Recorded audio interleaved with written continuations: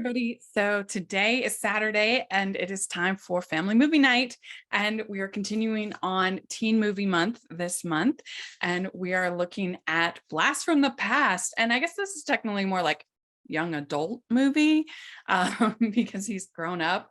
But I don't know. It still feels like it's in that sort of camp of teen college age, young adult type of movies.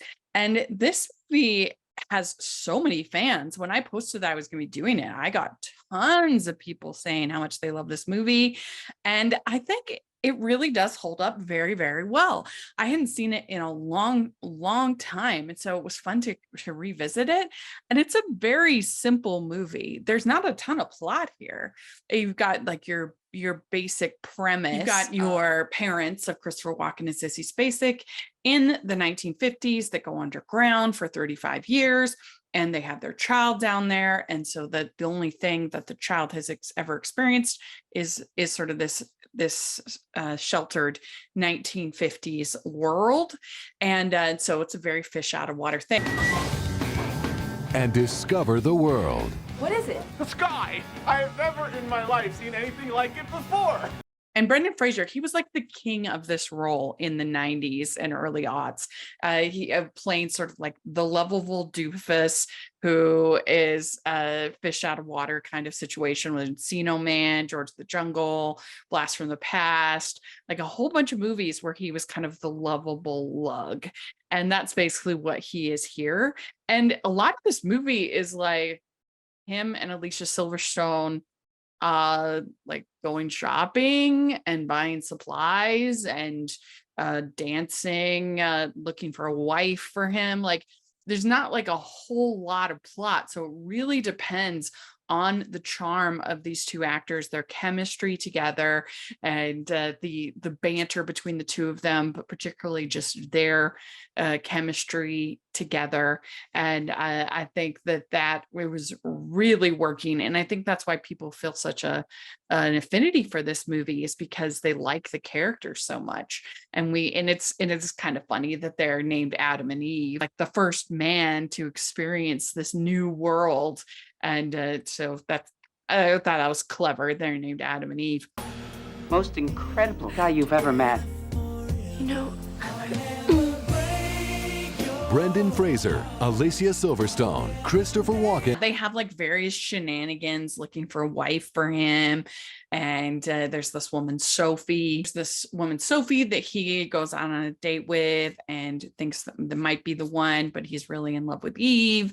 And you have Dave Foley playing Eve's brother, and he's kind of skeptical about all of this. And then you have this guy Melker, who has lived above their shelter. And it's all its varying incantations over the years, and he's kind of this this kind of deadhead type character. And it's gone from being like a diner to like a punk hangout to this bar, all this stuff. And so you've got that, and it's basically just him being this fish out of water, being introduced to all this modern stuff. And what does he think about it? For love in the 90s. You're a nice boy, but what Eve needs is a nice man. I'm Heather. I don't believe I've ever heard that name before. There's a lot of jokes made about this adult video store and things like that I don't even know if kids would get that now, because you don't have things like that. You don't have video stores of any kind. But it works, I think, in any time, because the actors are so charming and charismatic, and it has like such a cool visual style. There's something very appealing about that 1950s aesthetic. And you can see it like just even this last month with Asteroid City. And that's something that Wes Anderson really ties back into in most of his films, is that 1950s aesthetic and the Art Deco look. And you definitely get that in spades here, but there's actually a story, unlike Asteroid City. And so I think this is a real charmer, like I said, mainly because of the chemistry between Alicia Silverstone and Brendan Fraser and how good they are together. Well, I know Mom sure likes them.